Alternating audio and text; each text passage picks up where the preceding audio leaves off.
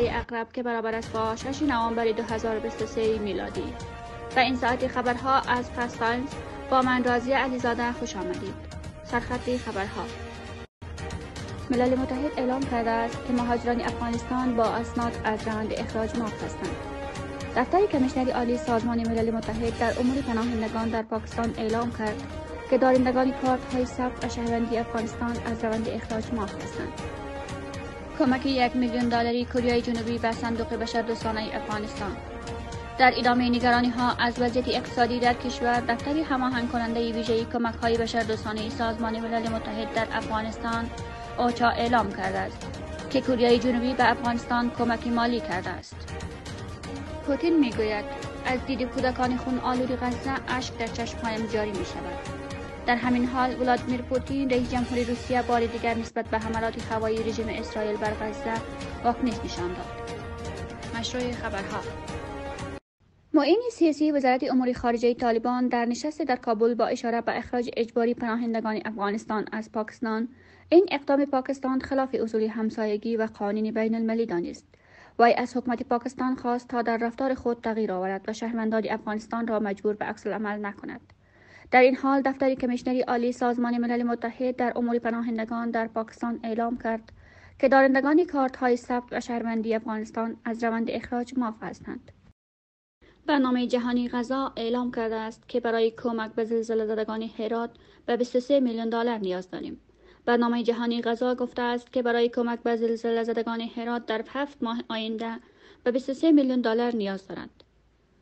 مدیر مسئول این سازمان در افغانستان گفت که هزاران خانواده در هرات به حمایت فوری نیاز دارند. این در حالی است که تا 1 ماه دیگر زمستان از راه میرسد، اما تا هنوز زلزله زدگان هرات در بحران و بدون سرپناه به سر میبرند. تاکید استانکزی به بازگشایی مکتب‌ها برای دختران بالاتر از صنف ششم در کشور.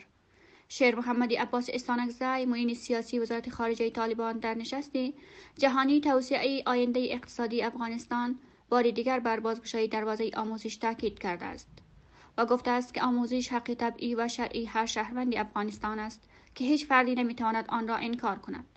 او افزود که حکومت طالبان حق همه شهروندان کشور را بدون در نظر داشت مذهب و قوم و بر اساس قانون اساسی و شرعی کشور ادا می‌کند. و باوری آقای استانکزی، همه شهروندان افغانستان هم زن و مرد حق دارند در فعالیت‌های سیاسی، اقتصادی و دفاع از کشور سهمی فعال داشته باشند. کمک $1 میلیون کره جنوبی به صندوق بشردوستانه افغانستان.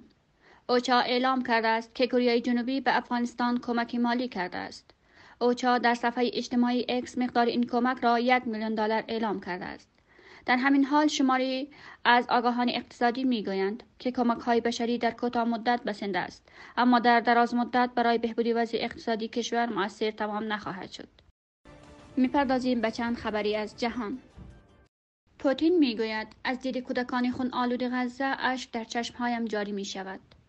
رئیس جمهوری روسیه در نشستی با عالمان دین تاکید کرده است که ادامه کشتار کودکان و زنان جنایت علیه بشریت است. وی تاکید کرده است که تنها کسانی که قلبی سنگینی دارند می توانند بی تفاوت به رویدادهای نوار غزه نگاه کنند. او گفته است که از دید کودکان خون آلود غزه اشک از چشمانتان جاری می شود. در همین حال یک عضو مجلس لبنان هشدار داد که رژیم اسرائیل تاوان جنایت‌های خود در غزه را خواهد داد. ادامه خواست‌های جهانی بر تامین آتش بس در غزه. 1 ماه از جنگ میان نیروهای رژیم اسرائیل و حماس می‌گذرد، اما حملات این رژیم بر نوار غزه همچنان ادامه دارد و هیچ نشانه‌ای از کاهش آن دیده نمی‌شود. پاپ فرانسیس، رهبر کاتولیک‌های جهان، خواستار توقف جنگ و تامین آتش بس در غزه شده است. محمود عباس، رئیس خودگردان فلسطین، در دیدار با وزیر خارجه آمریکا نیز خواستار آتش‌بس فوری در غزه شده است. در همین حال رهبر ایران در دیدار با رئیس دفتر سیاسی حماس بر لزوم تحرک جدی کشورهای اسلامی و مجامع بین المللی و حمایت عملی دولت‌های اسلامی از مردم غزه تاکید کرده است.